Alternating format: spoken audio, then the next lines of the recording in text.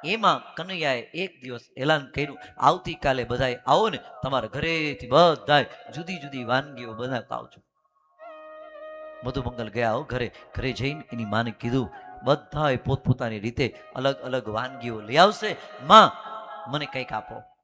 ત્યારે તરત જ પૂર્ણમાસી અને સાંડિલ્ય ઋષિના દીકરા હતા હો મધુમંગલ, પૂર્ણમાસીની પત્ની, એને કીધું, તારા પિતા એ પૈસા માટેથી કોઈ કર્મ કરતા જ નથી, અને તારા પિતાએ ગાયત્રી મંત્રના 3 તો પુરસ્ચરણ કરેલા છે, લાખો જપ કરેલા, સવાર બપોર સાંજ.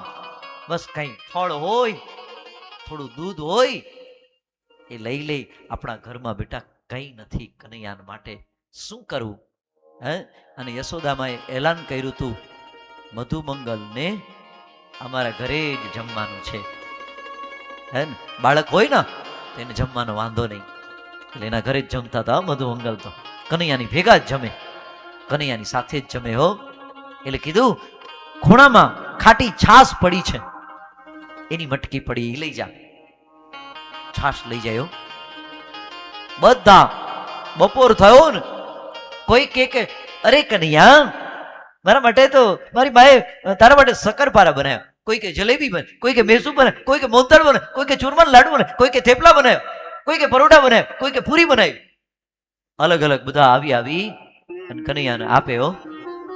મધુમંગલના મનમાં વિચાર આવ્યો, ખાટી છાશ કનૈયાને ન અપાય, રાજકુમાર છે, કદાચ ખાટી છાશ પીશે ને માંદો પડશે, ન અપાય.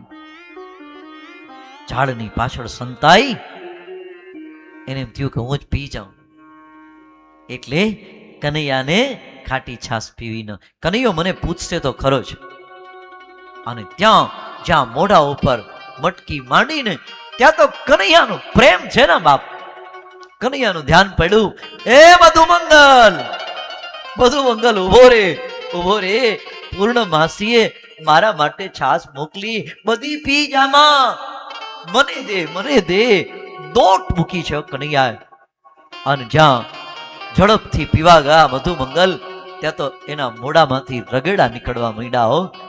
અને આજ અખિલ બ્રહ્માંડનો માલિક મધુમંગલના મોઢામાંથી નીકળતા રગેડા ચાટવા માંડ્યો છે.